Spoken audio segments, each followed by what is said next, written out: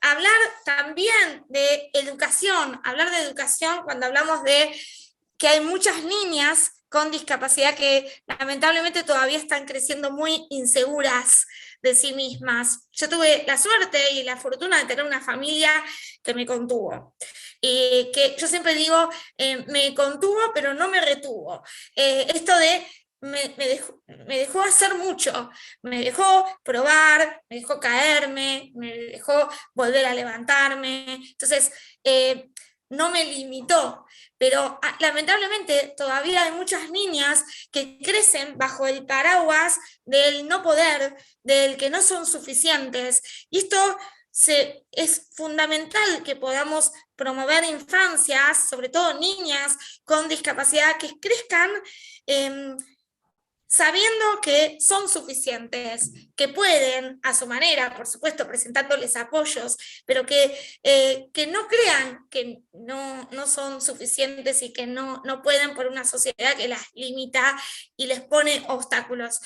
Todavía, desafortunadamente, hay muchas situaciones de bullying, entonces también como adultos en estos espacios es importante que promovamos la prevención del bullying y del acoso y de la violencia hacia todos los niños y niñas, sobre todo niñas con discapacidad que crecen bajo esa órbita, que se miran y no se quieren ver, que no se animan a salir, que crecen pensando y maduran creyendo que nunca van a poder en su vida, que no van a poder ser profesionales. El ámbito laboral también es un ámbito muy importante que necesitamos deconstruir. Tener género y discapacidad en el ámbito laboral también es fundamental. Y hoy en día no es una realidad. Las mujeres con discapacidad todavía no están, ¿no?, en el ámbito laboral tan presentes. Entonces es importante que podamos también promover eso. Así que, sin más, quería dejarles estos mensajes de la importancia de que podamos pensar más allá de las debilidades de las personas con discapacidad, que podamos apostar a las fortalezas, apostar a todo lo que sí podemos las personas con discapacidad, porque somos sujetos de derechos, pero también porque es algo que no beneficia solamente a las personas con discapacidad, sino a toda la sociedad, porque va a construir un mundo mejor y con mejores oportunidades para todas las personas. Así que muchas gracias.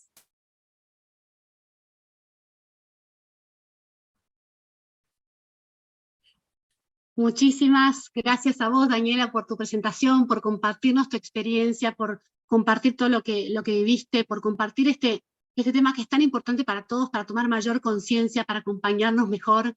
Y por supuesto, para las que no lo han hecho aún, las invitamos a seguir aprendiendo sobre Daniela en su perfil en las redes, en su Instagram, @shinebright. El más difícil de la red. El sí, más difícil. Que se los dicto, es @SHINE de Shine Bright, que es BRIGHTAMC.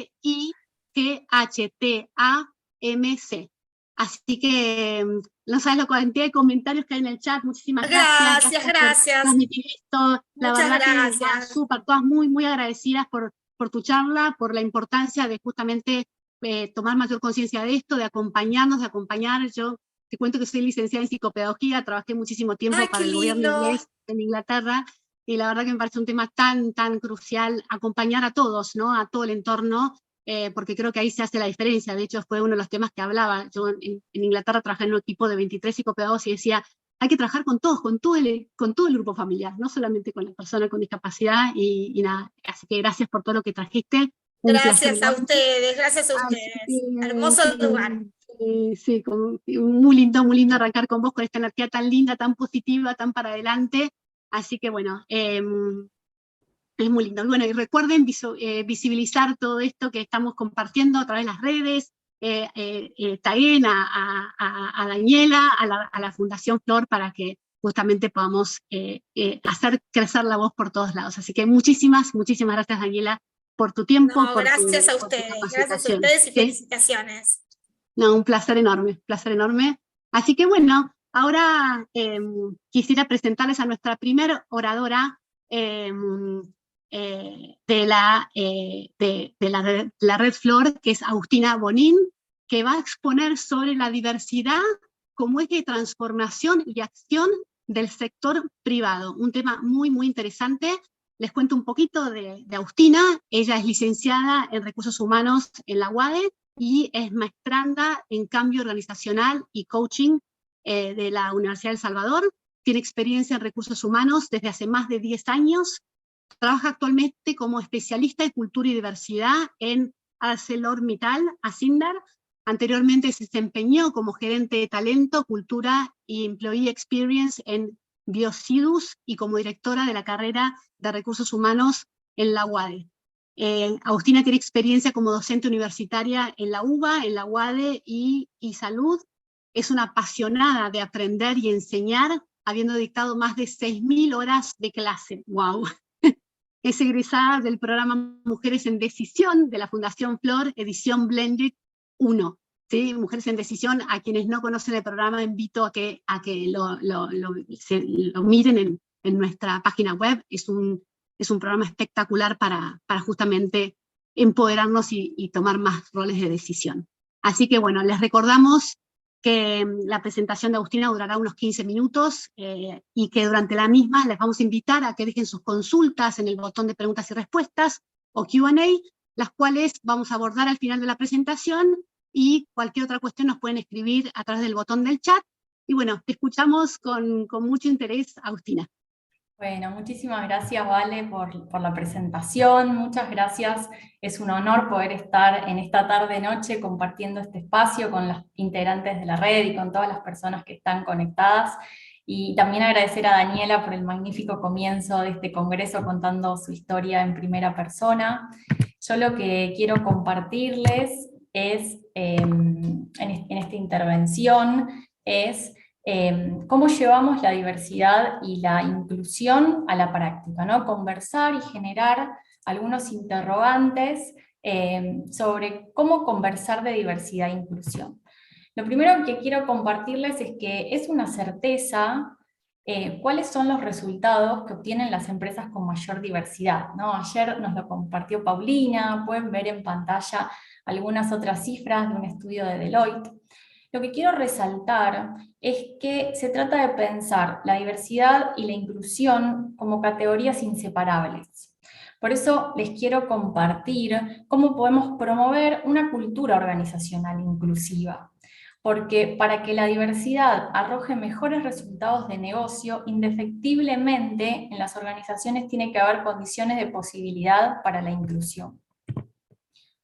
Desde mi perspectiva, construir una cultura organizacional más inclusiva requiere al menos de 3 instancias o de 3 etapas, que son el diagnóstico, son la planificación y la realización de prácticas para hacer una intervención sistémica y medir cuál es el resultado de esas intervenciones.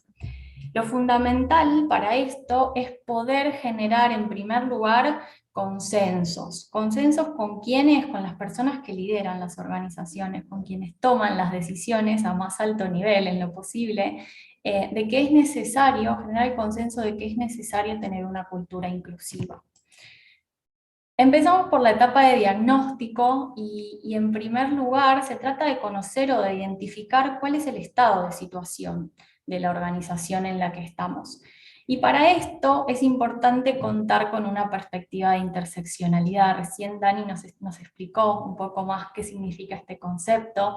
Yo lo que les propongo es, los diagnósticos tienen que tener mirada interseccional, mirada de inclusión, para poder saber dónde hacer foco, dónde vamos a encontrar las brechas, dónde vamos a encontrar sobre qué puntos tendremos que trabajar, y además, en un marco, tomando como marco de referencia la cultura de la organización. Por eso lo que yo les propongo en esta práctica de diagnóstico es poder mirar desde lo más visible hasta lo más sutil.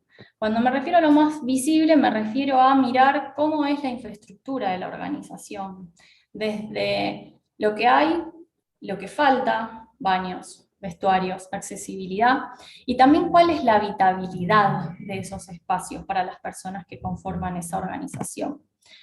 Otro de los aspectos consiste en elaborar o revisar indicadores, ¿sí?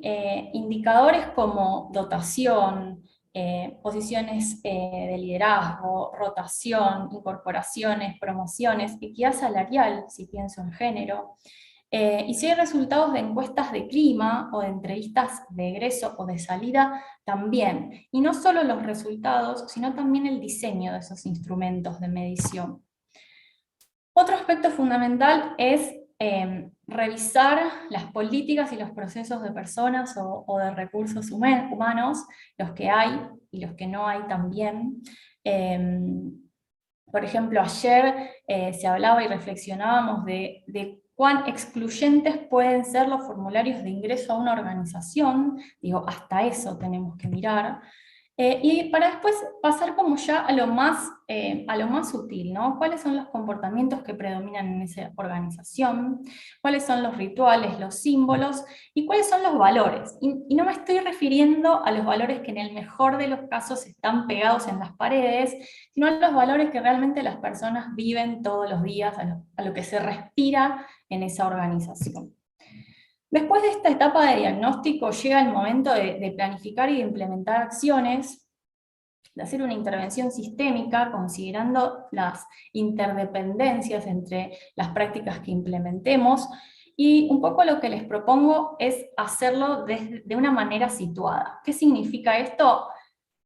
Digamos no al copy-paste de prácticas. Para eso hicimos, digamos, un diagnóstico organizacional. Las prácticas que implementemos tienen que estar muy alineadas al momento que transita la organización y a lo que necesita, ¿sí? Y algunos ejemplos de prácticas pueden ser la sensibilización, las formaciones o la concientización, y acá voy a hacer un disclaimer, y es que esto funciona sí y solo si se ancla en la cultura de la organización y no si son acciones aisladas. Ya hay investigaciones que dicen que si esto es aislado no tiene ningún impacto. Otra de las intervenciones tendrá que ser en la infraestructura, también en el diseño o rediseño de prácticas, políticas y procesos de personas o de recursos humanos, los procesos fundamentales, el de incorporación, el de aprendizaje, el de desarrollo, las políticas para la conciliación, y todas las cuestiones que están relacionadas a la prevención y a la erradicación de la violencia en los ambientes de trabajo. También es importante establecer metas de inclusión, porque a veces queda simplemente en un lindo discurso y no ves ningún resultado. Bueno, pensar en incorporar metas es una buena estrategia. Al igual que un factor clave es el del liderazgo inclusivo. Digamos, pensemos que los líderes dan el ejemplo de los comportamientos que sí y los comportamientos que no, así que es importante fomentar que el liderazgo sea inclusivo, que sea respetuoso de las personas que trabajan en esa organización. Después, teniendo una mirada más amplia, más 360, trabajar en la cadena de valor, trabajar hacia afuera, ¿no? Hacia los clientes, hacia los proveedores. Generar alianzas, ¿sí? Hay interesantes estrategias de integración público-privada. También se puede trabajar con organizaciones de la sociedad civil, al igual que se pueden participar de redes de empresas que comparten sus buenas prácticas en esta materia. El gran desafío, al fin y al cabo, es transversalizar las prácticas de diversidad e inclusión y que no sean solamente una cuestión del área de recursos humanos o de personas. Por último, la propuesta tiene que ver con medir. Siempre desde una perspectiva interseccional, pero medir cuál es el impacto de nuestras intervenciones, y si no los hay, generar indicadores, y si los hay, quizás hacer alguna reformulación para que nos respondan y nos contesten interrogantes significativos. Demografía, ¿cómo son las personas que trabajan en esta organización? Porque eso me va a dar más información sobre, por ejemplo, qué necesidades pueden tener esas personas. La rotación, que es las personas que se van de manera voluntaria de una organización. ¿Por qué se van? ¿Quiénes son las personas que se van? ¿A dónde?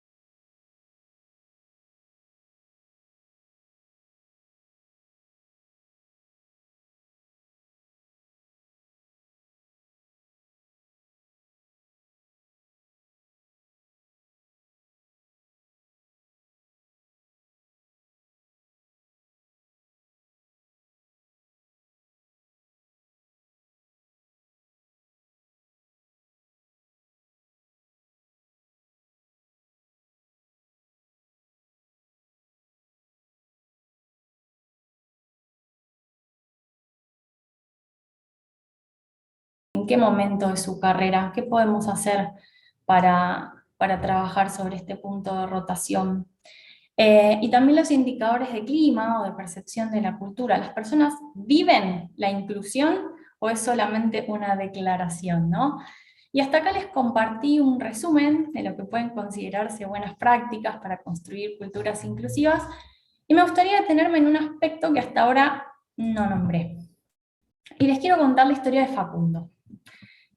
Como les contó Vale, yo trabajo en la industria siderúrgica y estamos trabajando con mucha fuerza para ser